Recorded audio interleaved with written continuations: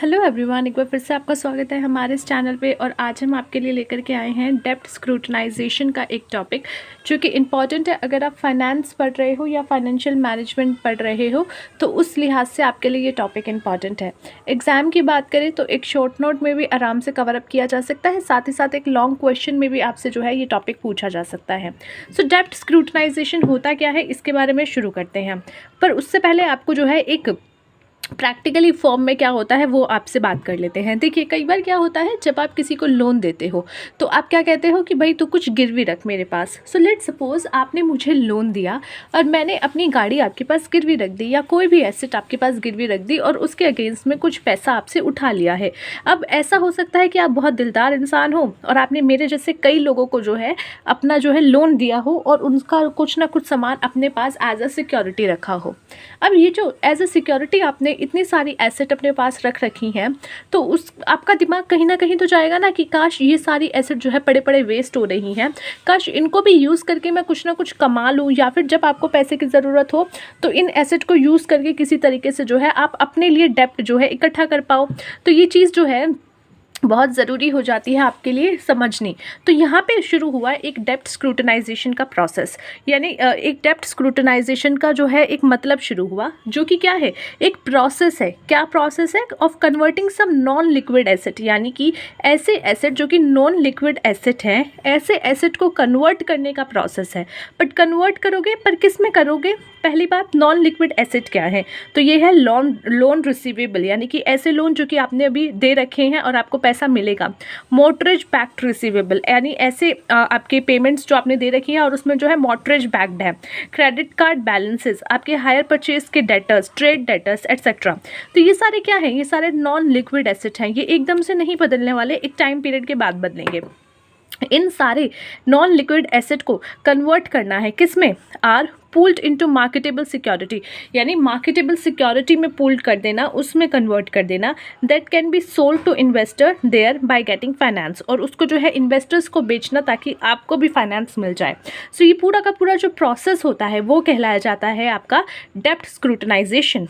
It is the method of recycling funds where in security generating steady cash flow are packed together and against this asset pool market security can be issued. यानी कि क्या होता है, ये पूरे method में क्या होता है, रिसाइकलिंग होता है फंड्स का, जहाँ पे जो भी सिक्योरिटी जनरेटेड है, स्टेडी जो कि कैश फ्लो है, वो पैक्ट की जाती है एक साथ और उसको जो है एसेट पूल के अगेंस्ट में रखा जाता है। मार्केट सिक्योरिटी जो है उसके अगेंस्ट इशू कर दी जाती है। पार्टीज़ कौन कौन सी होती है आपकी डेप्ट स्क्रूटनाइजेशन के प्रोसेस में? तो सबसे पहले ओरिजिनेटर होता है, देन ऑब्लिगेटर होता है, देन सर्विस होती है, स्पेशल पर्पस एंटिटी होती है, and then your last investor होता है।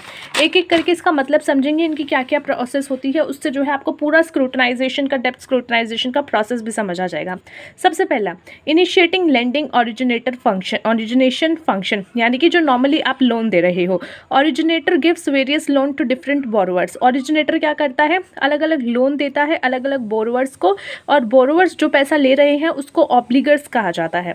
Borrowers have to repay the loan in EMI, और बोरोवर जिसने पैसा लिया है उसको क्या करना पड़ता है, उसको माफ़ कीजिएगा, उसको वो पैसा जो है ईएमआई के तौर पे वापस करना पड़ता है।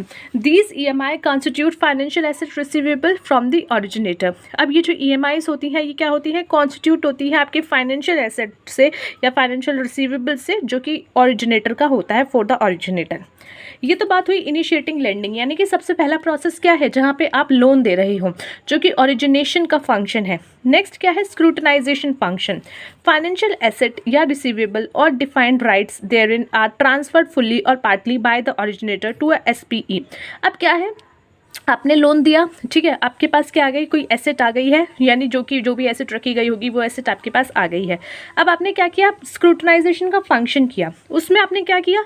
उसमें आपके पास जो उस फिक्स्ड एसेट में या फिक्स्ड रिसीवेबल में आपके पास जो डिफाइंड राइट था, यानी कि डिफाइंड राइट, आपके पास किसी ने अगर कोई सामान रखा है और उस पर लोन लिया है तो आपके पास कुछ राइट्स होते हैं उसके अगेंस्ट। अब वो राइट आपने क्या किए? वो राइट आपने ट्रांसफ़र कर दिए फुल्ली, या तो पूरे के पूरे या फिर आधे, किसको? By the originator to a SPE, यानी कि जो भी आपके राइट थे वो आपने फुल्ली ट्रांसफ़र कर दिए या पार्टली ट्रांसफ़र कर दिए किस व्यक्ति ने? जिसने लोन दिया था, जिसके पास वो एसेट बैकअप के लिए रखे गए थे। किसको? एसपीई, जो कि क्या होती है आपकी स्पेशल स्पेशल पर्पस एंटिटी। तो ये जो स्पेशल पर्पस एंटिटी होती है इनको आपने अपने राइट्स ट्रांसफ़र कर दिए। अब एसपीए क्या करेगी, एसपीए जो है उस ओरिजिनेटर को जिसने अपने राइट ट्रांसफ़र किए हैं उसको इमीडिएटली कैश पे कर देगी। कैश मतलब हार्ड कैश नहीं, कैश या बैंक दोनों हो सकते हैं। और इन एनी अदर कंसिडरेशन या फिर दूसरी कंसिडरेशन उसको दे देगी for taking over the financial asset. किस लिए? क्योंकि वो फाइनेंशियल एसेट का टेक ओवर कर रहे हैं, टेकिंग ओवर हो रहा है। The asset transfer are termed as securitised asset. अब जो एसेट ट्रांसफ़र की गई है उसको बोला जाएगा securitised assets. And the assets are right retained by the originator are called retain asset. यानी कि जो राइट उसके पास खुद के पास रखे हैं उसने, वो आपकी रिटेन एसेट हो जाएगी। देखो आपके पास मतलब 100 कंपनियां खड़ी थी एज जो आप रख सकते थे और दे सकते थे, उसमें से आपने पार्टली ही दी है, 50 दी, 60 दी, 70 दी, तो जो दे दी है that will be called as securitised asset. और जो आपने अपने पास रिटेन रखी है जिसको नहीं दिया वो आपकी हो जाएगी retained asset. Next is financing function. अब यहाँ पे क्या होगा, SPE finance the asset transfer to it by issue of securities such as pass through certificates. अब क्या होता है एसपीई, देखो पहले क्या था, जिसको लोन दिया उसकी एसेट थी, उसने क्या किया, जिससे लोन उठाया उसको दे दी और उससे पैसे ले लिए। अब ओरिजिनेटर जिसने पैसा दिया था, पैसा लेंड किया था, पैसा जो है उधार पे दिया था या लोन दिया था, वो क्या किया, उसने वो सारे की सारी एसेट में जो राइट थे वो किसको ट्रांसफ़र कर दिए, एसपीई को, और उससे पेमेंट उठा ली क्योंकि उसको भी यूज़ पड़ गई। अब क्या आया, अब आया फाइनेंशियल फंक्शन। अब एसपीई क्या करती है, एसपीई फाइनेंस करती है वो सारी एसेट जो कि ट्रांसफ़र की गई है, किसके द्वारा, कैसे जो है फाइनेंस करती है, वो सिक्योरिटीज़ इशू करती है जो कि क्या होती है, such as pass through certificates. Pass through certificates issue होती है। एंड और डेप्ट सिक्योरिटीज़ टू इन्वेस्टर्स, और डेप्ट सिक्योरिटीज़ की जो है वो सिक्योरिटीज़ इशू करती है इन्वेस्टर्स को। These are generally sold to investors, mutual funds, LIC etcetera through merchant bankers. अब इस तरीके की जो आपकी सिक्योरिटीज़ होती हैं वो यूजुअली किनको सोल्ड की जाती हैं, ये सोल्ड की जाती हैं इन्वेस्टर्स जो कि म्यूचुअल फंड्स जैसे होते हैं या एलआईसी हो गई या एटसेट्रा। तो इन टाइप की चीज़ों को, इन टाइप की कंपनी को ही जो है ये इस तरीके की सिक्योरिटीज़ सोल्ड की जाती हैं या थ्रू मर्चेंट बैंकर्स। और ये कौन करता है, मर्चेंट बैंकर के थ्रू होती है।